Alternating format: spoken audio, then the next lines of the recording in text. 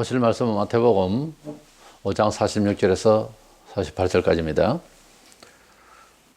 너희가 너희를 사랑하는 자를 사랑하면 무슨 상이 있으리요?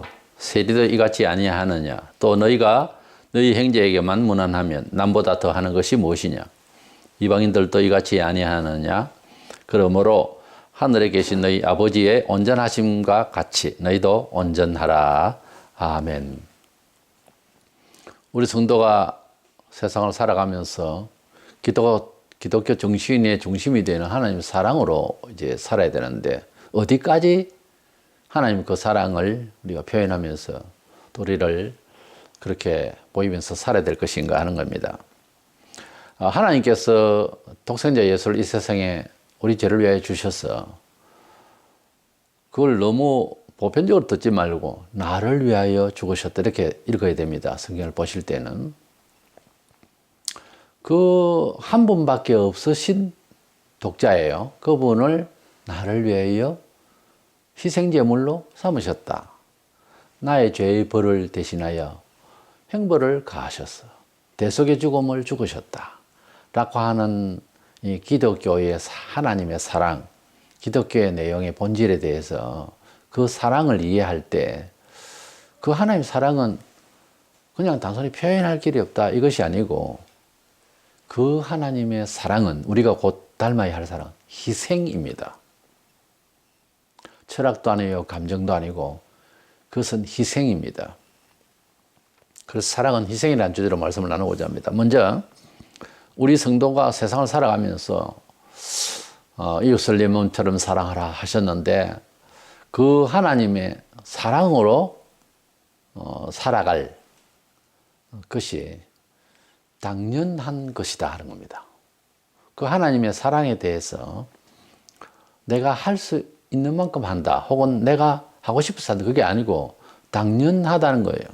왜 그러냐 하면은, 우리가 하나님의 사랑을 받을 때에 우리가 원죄와 자범죄로 지옥을 가야 하는 이런 운명의 사람들인데, 우리를 위해서 나는 하나님을 알기도 전에 다른 귀신이나 섬기고 하는 정도 수준의 사람이요, 또 때로는 믿는 가정에 태어나지 않았으면 핍박도 했을 것이고, 이런 상황에서 하나님과 원수되어 있는 인간이 일방적으로 의논도 없고 할 수도 없는 나를 위하여 하나님께서 미리 그 아들을 희생시키심으로써 이제 하나님께로 나아오면, 그 하나님의 그 사랑 언약대로 믿으면 우리를 속죄해 주시고, 이미 속죄의 사건은 끝냈죠. 우리를 의롭다 하시고 받아들이기로 약속하신 그 하나님의 사랑을 어느 날 깨닫고 믿고 의지하게 되고 감복하면, 그 하나님의 사랑을 너무나 커서 평생 잊을 수가 없어서 그 하나님의 용서의 그 사랑에 감복해서 교회를 떠나지를 못합니다. 그래서 그 하나님의 사랑을 받았으니까 내가 지옥 갈 형편의 사람인데, 부모가 감당을 할 수가 있어요? 돈으로 할 수 있어요? 이걸 어떻게 할 수 있어요? 하나님이 한 분밖에 없으신 신의 아들을 대속의 제물로 그렇게 우리를 위하여 주심으로써 내가 하나님의 자녀가 되었다고 하는 이 사건 앞에, 사건이죠, 이거는. 큰 사건 앞에 그 사랑을 받았으니 나도 그만큼은 못하더라도 이웃에 그 사랑 안고 그 사랑의 빚을 갚는 마음이라 할까, 반응이나 할까, 그 사랑을 받았으니 감격이라 할까, 이것으로 이웃을 사랑하는 것은 마땅한 일이 아니냐 하는 거죠.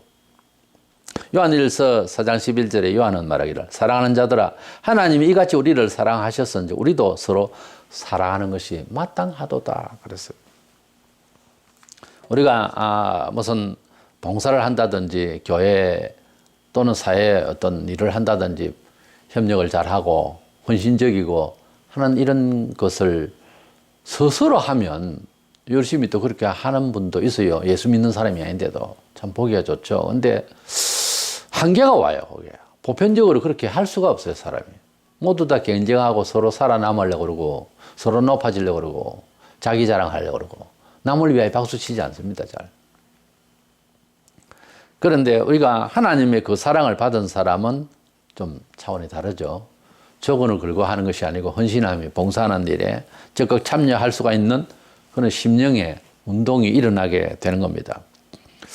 우리가 배고플 때 밥을 한 그릇 사주는 사람을 잊지를 못하지만 그분이 아니면 내가 죽었다 할 정도의 대단히 목숨이 위태로운 상황에서 건져줬을 때, 또는 뭐 역사에서 얼마든지 그렇게 있었고 지금도 그런 일이 있을 수 있는데, 내가 노예같이 있을 때, 내가 노예인데 돈을 지불하여 나를 자유케 했을 때에 그 사람을 차라리 내 주인으로 섬기고 살고 싶지 않겠어요? 나를 노예 끌고 가는 사람에게 어떤 분이 큰 희생을 치러서 나를 빼냈다. 그거 어떻게 잊고 삽니까? 아니 뭐 감사합니다. 이런 정도로 감사할 일은 아니잖아요. 지금 죽는 마당인데, 지금 뭐 종이 되는 과정이고 사람 취급도 못 받는 이런 상황에서 나를 건져줬다. 그것도 희생의 대가를 어떤 통해서 하나님 우리를 사랑하실 때 그렇게 된 거거든요. 그랬을 때에 하나님의 그 사랑을 이해 못하겠다 하면 그런 식으로도 그대로 생각해 보자는 거죠. 우리가 어떤 상황인데 구원받았다는 것을 생각을 할 때, 그렇다면은 기왕에 나는 어떤 종이 됐는데, 마귀의 종이었잖아요, 세상에. 근데 이제 하나님이 종이 되는 것은 당연지사고 기쁨을 할 수 있잖아요. 종은 뭡니까? 누구가 되든 어떤 주인이 되든 그 사람에게 내 의지가 다 달려있는 거예요. 내 사사로운 나의 삶에 있어서 내가 주체가 될 수가 없어요. 종이라고 하는 것은 주인이 원하는 대로 움직이는 거예요. 마음도 몸도. 첫째 몸이 움직여야 되고요. 마음이 안 가더라도. 주를 따라서 살 때에 소위 그 주의 종이다 혹은 교회에서 봉사자다고 하면 마음에 안 들어 따라갑니다. 그게 종의 본래 모습이에요. 뭐 나는 은혜가 안 돼. 지금은 안 해요. 은혜서는 마음이 있고 없고 간에 우리는 하나님의 정다운 사람으로서 하나님 종이다. 벌써 선언이 됐으면, 이해했으면, 아멘 했으면 종은 뭡니까? 마음에 안 들어도 따라와야 되는 거예요. 근데 중요한 건 하나님 종이 되려면 마음에 먼저 즐거워하는 마음으로 가야 돼요. 왜 즐거워해야 됩니까? 여기에서 이렇게 즐거운 마음으로 종이 안 됐으면 내가 저주의 종이 됐잖아요. 종의 상태였잖아요. 그러니까 기왕에 종이 될 것 같으면은, 그러니까 사람은 어디에 속해야 되는 거예요. 사회생활에도 어디에 줄을 서고 어디에 속한다는 게 굉장히 중요하죠. 그러니까 어디에 소속감이 분명히 돼요. 우리가 하나님의 나라의 식구로서 소속이 되어 있는 거예요. 그래서 하나님의 은혜를 받았고 하나님 그 사랑 크게 받았으면은 그 사랑에 감복해서 하나님 뜻대로 순종하면, 내 마음에 안 들어도, 내 체질이 아닌 내 경험이 아니라도 하나님께서 원하시니까 이웃을 내 몸처럼 사랑, 원수를 사랑을 했으면 해보는 거죠. 하는 거죠. 마음에 안 들지. 체질이 아니지. 그렇지만 하나님께서 나를 사랑하실 때 내가 어땠느냐. 저 사람이 나한테 하는 만큼 했느냐. 내가 더 했잖아요, 하나님 앞에. 그리고 처절하게 나는 비참하게 살다가 지옥 가야 하는데 하나님께서 나를 품어서 이 세상에서 끄집어냈잖아요. 교회라는 에클레시아만 밖으로 불러낸다는 거예요. 불러낸다는 거예요. 애굽에 400년 동안 고생하고 있는, 종노를 하고 있는 유대인을 모세를 통하여서 하나님께서는 건져냈다는 거예요. 출애굽 엑소도스라는 말이 바로 지금 교회 에클레시아라는 말이 밖으로 불러냈다는 말이에요. 밖으로 불러내어 모인 단체가 교회라는 뜻입니다. 예배당이 교회라고 하는 것이 아니고, 예배당은 예배드리는 예배당이고 혹은 교회당 그러지 집당자를 써서, 그러니까 교회는 아닙니다. 교회는 하나님께서 세속적인 쇠사슬에서 그 쇠사슬을 끊고 하나님의 나라에 갈 수 있는 사람으로 변신시키는 거죠. 영적으로, 그리고 생활 구조적으로도 모든 면에 있어서 하나님의 자녀답게 살 수 있도록 건져주신 것을 말합니다. 하나도 그런 건져주심이 안 느껴진다면 아직까지 세상에서 발을 못 뗐겠죠, 그대가. 그래서 완전히 하나님께서 건져주신 것이 체험이 되어지고 믿어지면은 그때부터 시작해서 하나님의 자녀답게 살고자 하고, 또 하나님께서 원하시는 대로 이제 세상에 끌려가던 그 마음을 차라리 하나님께로 이제 순종하겠다는, 마음에 들든 안 들든 그것을 순종이라고. 순종은 뭘 알고 하는 게 아닙니다. 몰라도 따라가는 게 내 인생관이 되어 있어서 따라가는 거예요. 그것이 십자가라는 겁니다. 십자가는요, 즐거운 거 아닙니다. 내 체질이 아닌데 하나님께서 정해진 법이라 나는 그것을 사모하고 좋다고 여겼기 때문에 따라갈 때 힘든 것을 십자가라 그럽니다.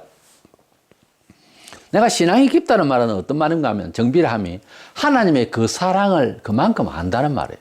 내가 신앙을 순종하며 하나님 뜻대로 살려고 그러고 교회 안에서도 인정을 받고 세상 사람들에도 예수 믿더니 참 사람 다르다 하는 소리를 들을 만큼 더 잘 믿고 신앙이 깊다라고 하는 말은 하나님의 사랑을 그렇게 안다는 거예요. 또 다르게 말해서 인격적으로 말하면 하나님의 사랑이 그대 마음에 그렇게 있는 거예요. 하나님의 사랑이 있다는 것과 하나님을 많이 순종한다는 말은 같이 갑니다. 하나님의 뜻대로 산답시고 세상적으로 합리적으로 세상 사람들의 믹싱이 안 되고 대화가 안 된다. 그래서 핍박을 하죠. 사람 나쁘다 그러고 나는 진리 안에서 오히려 분노하고 막 그럴 때에 세상 사람들은 나쁘다고 말할 수 있습니다. 자기들 식으로 안 살고. 근데 합리적인 것도 서양이 다르고 동양이 다르고 생각이 다른데 그게 옳은 게 아니에요. 원래는 다 옳은 게 아니에요. 원래 하나님 뜻대로 살려고 그러고 극단적이고 이런 사람이요, 사람 나쁜 것 같아도 불의에 막 화를 많이 내고 욕도 하고 하는 사람이 많이 나쁜 것 같아도 자세히 살펴보면 그 사람이 나쁜 게 아니에요. 좋아서 그래요. 진짜 나쁜 사람은 이 일 저 일 더러운 일 나쁜 일 부유한 일에도 점잖하게 대처하는 사람, 그 사람이 더 나쁜 사람이에요. 무서운 사람이에요. 뭔 짓을 할지 몰라. 근데 담백한 사람은 옳고 그름에 대해서 분명해져요. 어떻게 보면 그런 사람이 착해요. 성경적으로 보면요, 그러기를 바래요. 하나님은 이거저거 눈치 보면서 처신하는 거 별로 안 좋아해요. 하나님은 담백하기를 원해요. 잡든지 덮든지 하라. 공의라고 하는 뭡니까? 정반이 분명해야 돼요. 흑백이 분명해야 되는 거예요. 기독교 진리는 흑백 논리입니다. 이거 다니면 저거지, 지옥 가면 천국이지, 연옥이니 어쩌니. 그래서 가톨릭 신자들은 배울 걸 그렇게 배웠기 때문에 대화는 가톨릭 신자들이 훨씬 정통 장로교의 신자들보다 더 잘해요. 왜냐하면 이거다 하고 답을 안 내리려고 그래요. 그래서 가톨릭은 자연신론적인 것이 되어 있습니다. 신학적으로, 신론에 있어서. 그래서 뭐 다른 종교도 받아들이려고 하는 이런 스타일이에요. 신앙 고백이라고 사도신경 같이 하고 있지만은 구체적으로 들어가면 많이 따르고 오히려 기독교를 핍박하는 소리를 하고 있어요. 그동안 그렇게 핍박해 왔고요, 가톨릭은. 그래서 하나님을 사랑한다고 하는 것은 하나님의 그 사랑을 그렇게 많이 알기 때문에 거룩한 부담감, 거룩한 허무함, 이게 있어서 그렇게 신앙생활에 충실히 하려고 한다 할 때에 순수하게 참 충성스럽다 할 때는 그 사람 속에 참 사랑이 많은 거예요. 비로소 그 사람이 사람을 사랑할 수 있어요. 진정으로 사랑할 수 있어요. 우리가 사랑한다 어쩐다 하면 전부 자기 욕구예요. 그리고 돈 많으니까 사랑한다 하면 그것도 기회로 삼는 거고, 우정관계다 뭐 친하다 사랑한다 우리가 흔히 하지만은 자세히 뒤에서 보면 전부 자기 욕구예요. 그런데 진짜 사람을 불쌍히 여기고 사람을 또 사랑하려고 하면요, 하나님의 그 사랑을 많이 채워진 사람에 비로소 사람과 사람 사이에서 사랑도 정도껏 지혜롭게, 은혜롭게, 훈훈하게, 그리고 거룩하게 제대로 그 사람 인격을 존중해 가면서 사랑할 수 있어요. 다시 말해서, 다른 말로는 신앙심이 좋아야 사람을 상대로 할 때의 사랑과 인격으로 제대로 할 수 있어요.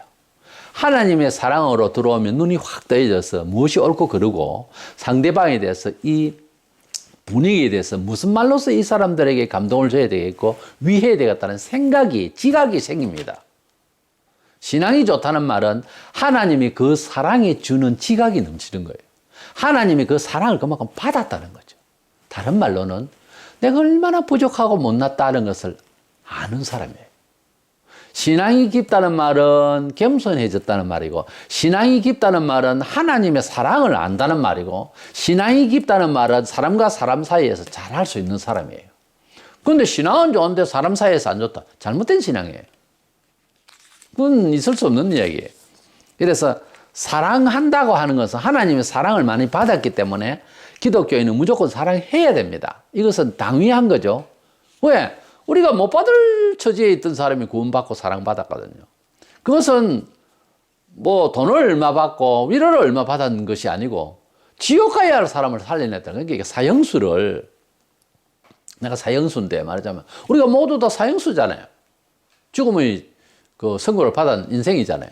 그런데 하나님께서 우리를 영원한 멸망에서 영원한 천국으로, 영생 천국, 부활 천국으로 살려줬잖아요. 이것은 사형수를 살리는 것보다 완전히 다른 이야기죠. 한 예를 들어서 현실적으로 있을 수 있는 이야기예요. 사형수를 위해서 어떤 사람이 돈 굉장히 많고 사회에 큰 공로를 끼친 사람이 법 앞에서는 평등하기 때문에 있을 수가 없는 일이에요. 사람을 너무 많이 죽이고 있고 너무 악하고 그래서 사형 언도를 받아다. 이 사람을 위해서 친구의 아들이야. 근데 그 아버지가 자기 아들을 희생시키면서, 그래서 상상을 초월하는 이야기지만 죽이기까지 하면서 나를, 우리 아버지와 친한데, 근데 이 아저씨가 나를 살리기 위해서 그만큼 희생을, 상상을 초월하고 희생을 하고 국가에 많은 헌신을 해버리고 자기는 쫄딱 망한다 할 정도로 이렇게 다 후하게 할 테니까 이 아들 좀 살려주세요. 하나님이 세상을 이처럼 사랑하사 독생자를 주셨으니 그랬는데, 하나님께서 그렇게 우리를 사랑하는 원인을 우리는 몰라요. 왜 그렇게 사랑하셨는지.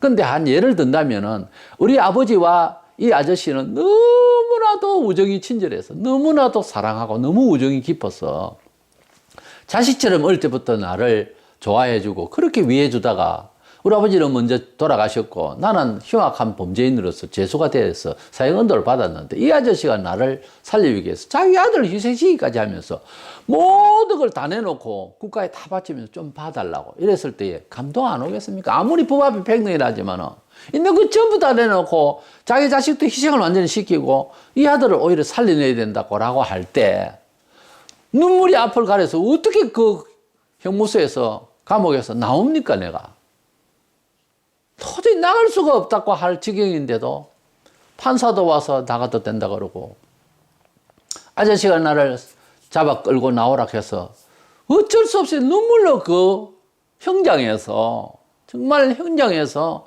사형받아야 할 내가 끄집기서 나오는 거죠. 완전히 품어서 나와, 내 발걸음으로서 도저히 나올 수가 없는 지경이 난데, 그 사랑을 받은 사람이 만약에 추록을 해서 산다면 어떻게 그 사랑을 잊을 수가 있느냐는 거죠. 지금 그 말이에요, 본문에. 그러니까 하나님의 사랑을 받았으면은 그 사랑을 우리가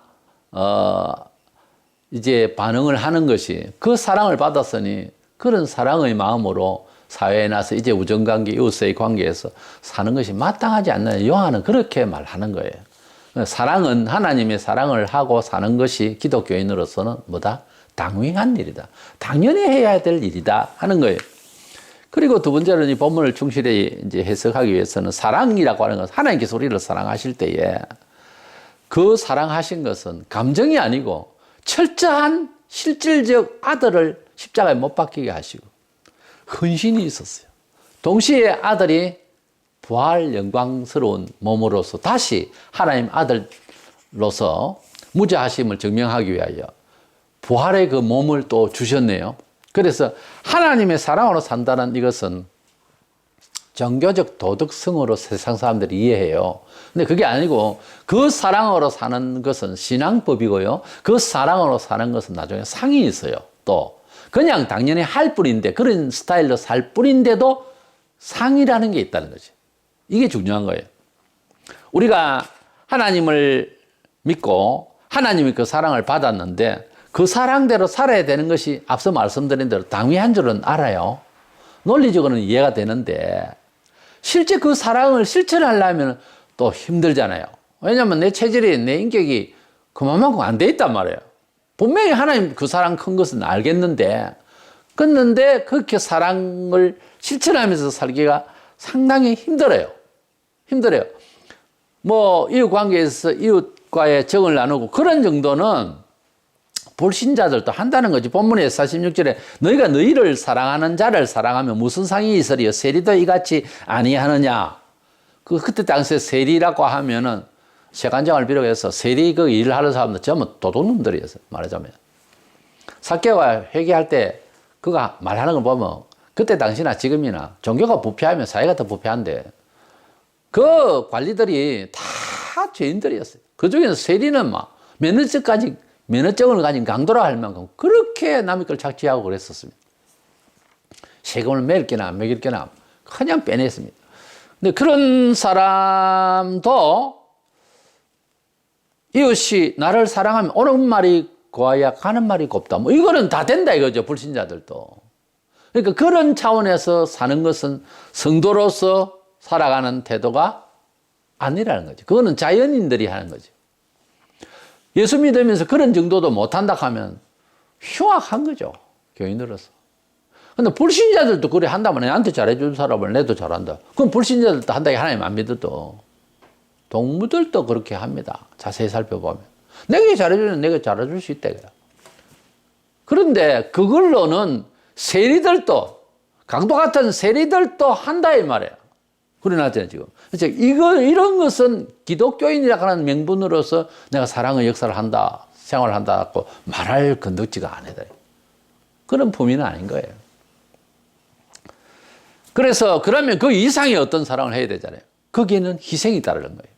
하나님께서 우리를 사랑하실 때 그래 하나님의 감동을 받고 어떤 사람이 지명돼서 하나님께서 사실상은 영적으로는 선지하신 예수 그리스도 독생자를 처녀 마리아의 몸을 빌어서 나오게 하셨습니다만 그렇게 읽지 말고 보통 사람들이 생각하듯이 어떤 동네에 한 사람을 지명해서 그 사람을 잘 키워서 훌륭한 도덕가로서 감동을 줄 수 있는 종교인으로 만들어가지고 기독교라고 하는 것을 만들었다 칩시다. 예수라는 한 인격체가 그러다 죽었다 부활도 안 하고 말하자면은 그런 식으로 하나님께서 우리를 사랑하시기 위해서 철학을 가르치고 종교적인 이야기를 하고 한 수준이 아니라는 거지.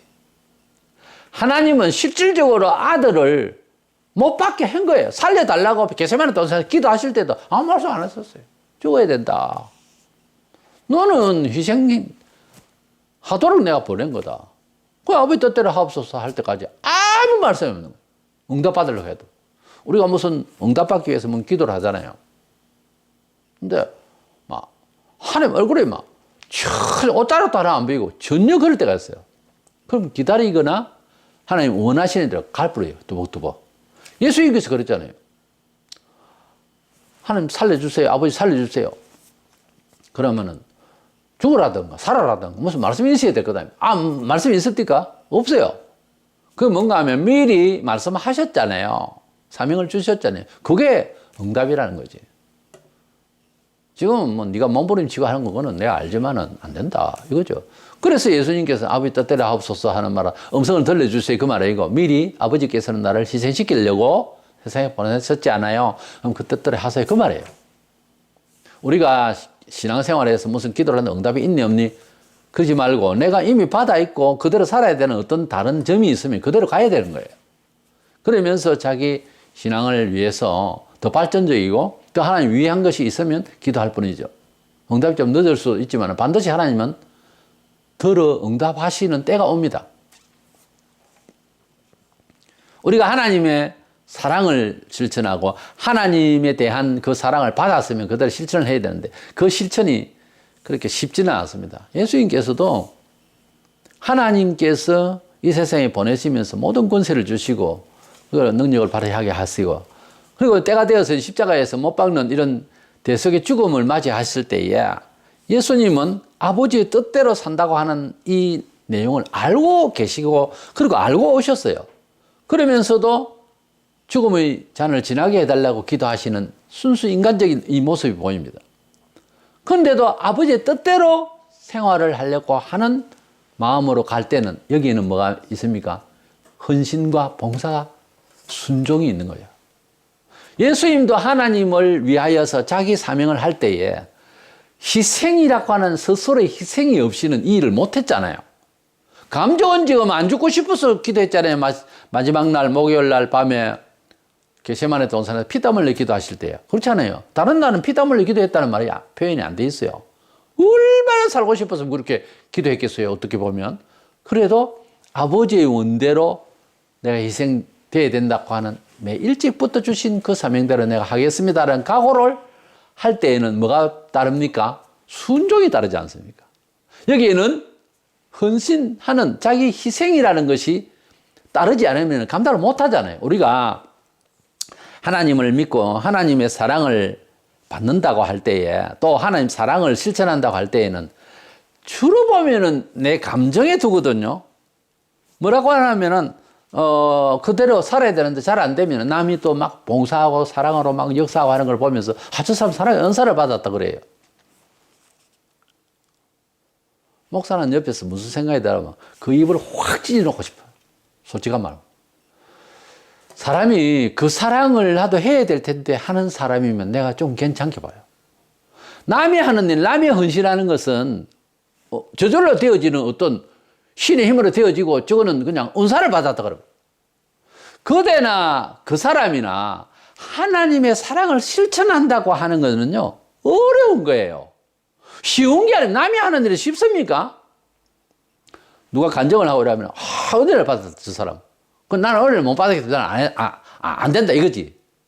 그거요, 옳게 말하는 거 아닙니다. 철저하게 변명하는 겁니다. 자기도 모르게 변명을 해버려요. 상대방에 대해서 이렇게 간증을 듣고 또 이야기를 위한다고 하는 소리로 하는 것 같죠? 그거 전부 가식이에요. 그러면, 하나님 은혜를 받았네요. 이거 하고, 진짜 고개가 숙여집니다. 그렇게 저도 살아야 되는 것을 오늘 감동받았습니다. 이렇게 말하는 게 아니고, 하나님 은혜를 받았다고, 당신은. 남의 일은요, 잘 되거는 조상 탓이야. 그러니까요, 내가 하나님 앞에서 사랑의 실천을 한다고 하는 것은 어느 누구나 똑같은 성령을 가진 사람으로서 희생과 헌신이 없이는 그 일을 못합니다. 그래 놓고서는 다른 사람은 은사를 받아서 그러고 나는 사랑의 은사가 없다. 사랑의 은사요? 어디서 배운 겁니까? 사랑은 총체적으로 기독교에서 그 은사에 들어가는 게 아닙니다. 어떻게든. 사랑은 모두가 해야 될 당위한 헌신이 필요한 거예요. 희생이 없이 일을 못합니다. 예수님도 그렇게 하셨어요. 희생의 마음이 없이는 못 따라가서요. 그렇잖아요. 무슨 은사가 저절로 되어집니까? 다른 은사 받는 것도 마찬가지로 주를 위하여 복음을 전가하기 위해서 은사를 받는다 할 때도 그게 가만히 있는데 은사가 내려진 게 아닙니다. 보통 희생이 아니에요.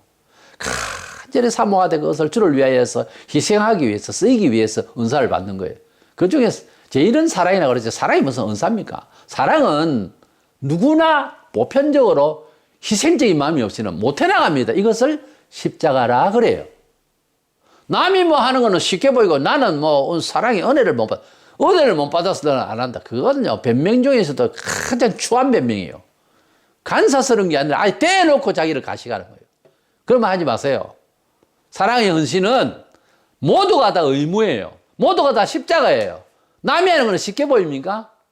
그렇게 행동하기까지 그 사람과 그 사람의 자기와의 싸움, 희생정신, 그걸 생각 안 하는 거예요. 저절로 됩니까? 봉사가? 우리가 하나님을 사랑하고 하나님의 그 사랑을 받고 하나님을 위하려고 하고 이웃과의 관계 속에서 그 사랑과 그 신앙으로 산다고 하는 것은 그리 쉽지를 않습니다. 알기는 아는데 그렇게 쉽지는 않습니다. 남이 그렇게 사는 것은 사랑의 은사를 받아서 그렇다. 그런 말 절대 하지 마세요. 그건 말이 안 되는 얘기예요, 처음부터. 우리는 불신자처럼 그렇게 할 수 있는 만큼, 그야말로 사랑의 은사가 없기 때문에 할 수 있는 만큼만 할 수 있다 하면 이 본문에서 뭐라 했냐면 무슨 상이 있으리요 그랬어요. 사랑은 어떤 면에서는 의도적이에요. 어떤 면은 의지적이에요. 어떤 면에서는 희생을 감수해야 완성을 할 수 있어요. 이 일은 감정으로 할 수 있는 게 아닙니다. 저절로 은사가 내려져서 사랑이 저절로 그렇게 될 사람 없단 말이에요. 그러니까 십자가예요. 이 사랑의 헌신을 하면 상이 있으리요. 세리와 같이 너 좋고 내 좋고 좋은 말 오면 내도 좋은 말 하고 그런 수준은 상이 없다는 거죠. 하나님의 참 사랑은 뜻은 맞는데 안 되지만 순종함으로 하면 힘들어요. 굉장히 힘들어요. 그러나 그거 하고 나면 상이 있다. 좋은 일이 생긴다. 하나님 보호해 주시고 또 보너스로 주시는 어떤 다른 일이 생겨요. 하나님의 그 사랑을 실천해야 되는 건 알면서도 안 되는데 희생을 가하고 십자가 정신으로 순종함으로 내 마음은 원치 않으나 주의 뜻이면 하겠다. 그래서 그 마음은 돼 있거든요. 그러면 희생하면 희생 없이 안 되고 그 사랑을 실천하면 나중에 보상이 있는 거예요. 세리들이 서로 좋다고 하는 것은 다 하지만 그렇게 하면 우리도 그렇게만 하면 수준이 상이 없다 그랬어요. 그래서 본문에서 우리에게 주고자 하는 것은 상을 제공하려고 하는 것이 배후에서 깔려 있기 때문에 하나님 사랑으로 살만하다는 거죠. 우리가 상이 없는 일 같으면 세상적으로 인정을 얼마 서로 나누는 정도만 끝나는데 하나님의 사랑의 실천이라고 하는 것은 반드시 하나님께서 보너스로 상을 주신다는 거예요. 그러니까 십자가 정신도 목표가 기쁨이 있는 거죠. 기쁨을 바라보고 십자가를 지는 거죠. 우리가 이 세상에서 체험적으로 말하자면은 그 하나님의 그 사랑을 이해하려면 부모님의 사랑을 먼저 알아야 되는데 부모님 돌아가시고 난 뒤에 또는 나이가 많이 들어서 좀 많이 봉사해야 될 시기는 다 지나가 버리고 혹은 돌아가시고 난 뒤에 봉사할 기회도 없을 지경이 됐을 때 자식이라는 놈이 그때 부모님을 생각합니다. 세상에 세상살이지만은 세상 노래에도 얼마나 부모님을 섬기지 못하고 돌아가신 것에 후회하는 마음으로 노랫말이 많습니까? 울어봐도 돌아오지 않는 부모를 부르짖는 노래도 있고요. 그러니까 부모님에 대해서 다른 사람보다 왜 그렇게 많이 울고 불고 합니까? 왜요? 그렇게 사랑하셨거든요. 그걸 헤아릴 수 없어요. 구체적으로. 그런데 낳은 부모와 그 낳은 부모가 부모를 자식을 버리고 다른 데로 뭐 시집가고 장가가고 가버리고 나는 그냥 외롭게 자는데 다른 부모님이 양자로 삼아서 나를 키웠다. 자, 그래서 그런 일이 현실적으로만 있죠. 그랬을 때 낳은 부모님을 만나죠. 정이 없습니다. 왜? 나를 직접 키워주신 분이 나에게 감각적으로 안팎으로 나를 내 10년과 함께 내 육체를 키우고 나를 만지며 키워주신 그 사랑을 내가 받았기 때문에 키워주신 부모가 훨씬 더 감성이 많고 그 관계의식이 더 많지 낳아주신 것까지는 잘 모르죠. 낳아주셨다는 역사적인 사실 앞에서는 감사하고 또 생각하고 부모님을 부모님으로 생각하겠지만 그 감정이 그렇게 안 되잖아요. 그것은 사랑을 내가 받은 것에 대한 체험이 그렇게 낳은 부모보다 길어진 부모 때문입니다. 하나님을 만나서 교회 생활을 몇 년이고 하는데 하나님의 사랑의 마음으로 이웃과의 관계 속에서 자기가 그렇게 컨트롤이 안 되는 것은 그 하나님의 사랑을 체험을 보내서 그래요. 하나님이 나를 얼마나 사랑하셨는가를 어떻게 그러면 체험합니까? 교회는 다니는데 방법은 딱 한 가지밖에 없어요. 내가 전해드릴 수 있는 건 회개하는 겁니다. 내가 얼마나 못났고 내가 얼마나 죄인인가를 안다고 하는 것도 신기한 지식이요. 참 어려운데 이것이. 그러나 반드시 한 번은 알아야 돼요. 바닥을 칠 정도로. 나 같은 죄인이 없구나 하는 것을 알아야 됩니다. 우리가 하나님의 사랑을 안다고 하는 것은요. 내가 얼마나 큰 죄인인가를 알고 난 뒤에 하나님이 나를 어루만져 주시고 용서해 주셨다는 것을 아는 것과 같은 이야기입니다.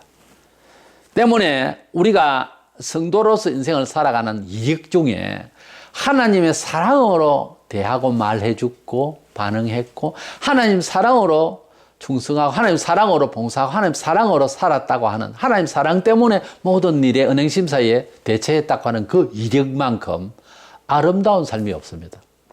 하나님의 그 사랑을 체휼하고 감동하고 감복해서 하나님 때문에 살고 하나님을 위하여 살고 십자가 예수 그리스도를 위하여 하는 주제로 살고 인생을 그렇게 살은 것 이상으로는 아무것도 생각이 안 나는 게 인생입니다. 자기도 모르게 자기만을 위해서 살았던 거예요. 내가 하나님을 위해서 무엇을 했는가 하는 이력을 한번 써보세요.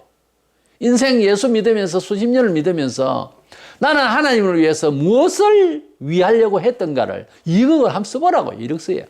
종이에다 쭉 이력을 써보라고. 하나님께서 나를 얼마나 사랑하셨는가를 아는 만큼 하나님을 위할 수 있어요. 그 아는 만큼이 어디에서 어떻게 되느냐? 죄를 회개하는 일이에요. 갑자기 뭐다 안수를 받고 신비를 체험한다고 되는 줄 압니까? 아니에요. 신비를 체험하고 천사를 만났다는 사람도 사이비 종파에 이단들이 수두룩합니다. 다 천사 만났다고 그래요. 이적을 행하기도 하고. 그런데 사는 형편 보세요. 형편없는 인간들입니다. 하나님의 그 사랑을 진짜 받았으면 신앙이 좋아집니다. 하나님의 그 사랑을 받았다는 말은 회개를 그만큼 했다는 말입니다. 그러니까 내가 사랑에 은사가 없다는 둥, 믿음이 안 자란다는 둥, 내가 부족한다는 둥, 다 그거는 변명이요. 내가 악하게 계속 살고 싶다는 거지. 어떻게 그렇게 말합니까? 아니, 그게 사실이라니까요. 그렇게 연결이 된다니까요. 하나님 앞에서 깨어지고 회개하고 겸손하고, 진정한 겸손은 공자의 왈, 맹자왈 그거 아닙니다. 사유리가 아니요. 하나님 앞에서의 사람이라고 하는 존재에 대한 본체에 대한, 본질에 대해서 철저하게 깨져야 되는 거예요. 흉악한 죄인이고 더러운 죄인이고 나는 나밖에 모르는 죄인이고 교만하고 욕심꾸러기고 나와 같은 죄인이 없다 라고 하는 점을 하나님 앞에서 하는 거예요. 남의 앞에, 하나님 앞에서 그 시간이 있어야 되는 거예요. 그게 많을수록 그 하나님의 그 눈물을 보시고 회개를 받으셨어. 하나님의 그 사랑으로 채워지는데 그걸 신앙이라고 그래요. 그 사랑이 채워지면 자연히 그것이 신앙이라고 하는 삶의 행위로 나타납니다. 이래서 하나님의 그 사랑은 헌신 없이는 할 수 없는데, 먼저 자기 자신에게 자기를 회개시키는, 자기를 겸손시키는 운동이 필요하고요. 그렇게 자기가 겸손히 그 하나님 사랑으로 실천해 나가려고 하면 헌신이 필요한데, 그 희생이 따르지만 순종이라는 것이 자기의 처세가 되어서 자기의 인생관에 되어서 그래 하다 보면 상이 따라요.